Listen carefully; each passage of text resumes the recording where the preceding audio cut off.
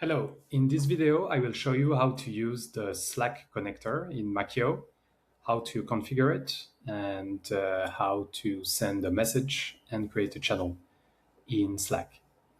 So first of all, you need to go to your main Makyo page and go to connectors on the left, where you can see all of the connectors that you have configured credentials for.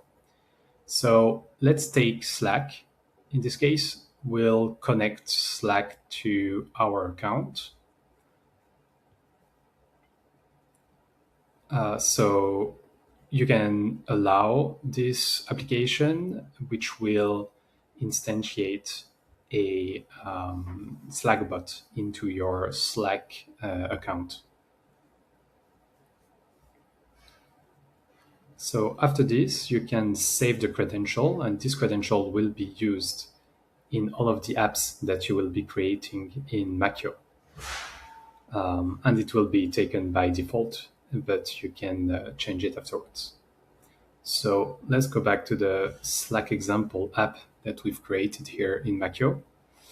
You can see that we are using a repeater component here that is configured with the orders table from our database. So let me show you the table. This is a table. There are only two records, and that's why in the repeater you see two sections. So this title is taking from the database to see on which item of the database we are configuring those actions. So let's take the first one, send message, and let's have a look at the action in the workflow view. So you can see it's a very simple workflow for now, and there is just one node that we've configured. So it's a Slack send message node. And what we do here is first that we select the credential that we've created.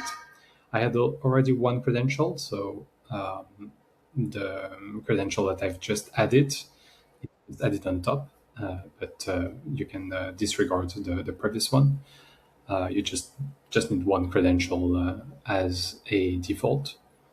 Then we can select a channel which will list all of the available channels from your Slack account.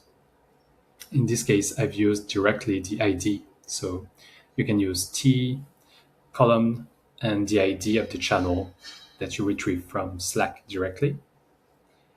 And that will be the channel where the Makyo bot will post. Then the message is the body of the message. So we have here a free-form text where we can use emojis as well. And then we use the dynamic data coming from the database. So here we use the customer name from the repeater.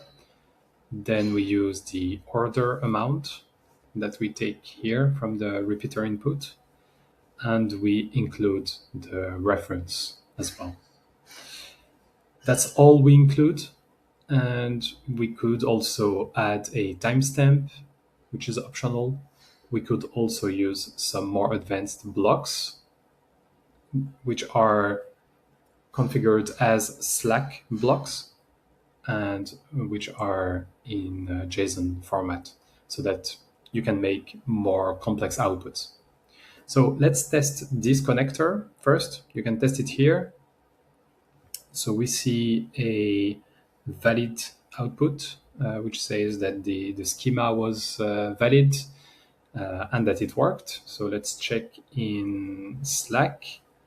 And we indeed received the message with the visual, the emoji, and the dynamic data, which was populated with the reference and the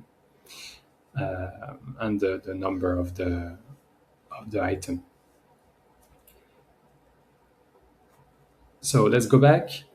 You can also, of course, test this action using the preview mode in Makyo.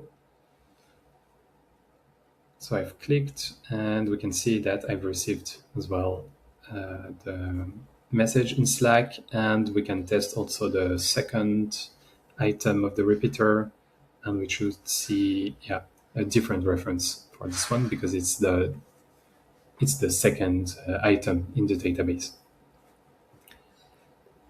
Now let's have a look at create channel, which is the second action that I want to show you here. Same thing, we have the Slack create channel node this time, so we use the same credential. And here, this is the name of the channel that we want to create, and we can choose whether it's private or whether it's public. Not public, but open to the whole Slack account. And in this case, we'll open it to the whole Slack account. And let's test this. This time we'll test it directly in the workflow builder here by using the play button. And you can see it's green, so it was successful. And let's check in Slack, and we can indeed see this new order updates channel that was just created. So we'll delete it because this was for the demo. Delete channel.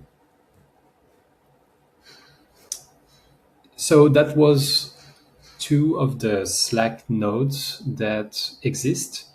There are other Slack nodes that you can find here in the connectors. So there is send message and create channel that we've just covered.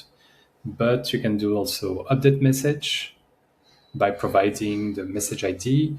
You can do delete message, get message, archive channel, close channel, get user, and get file. So it's pretty similar.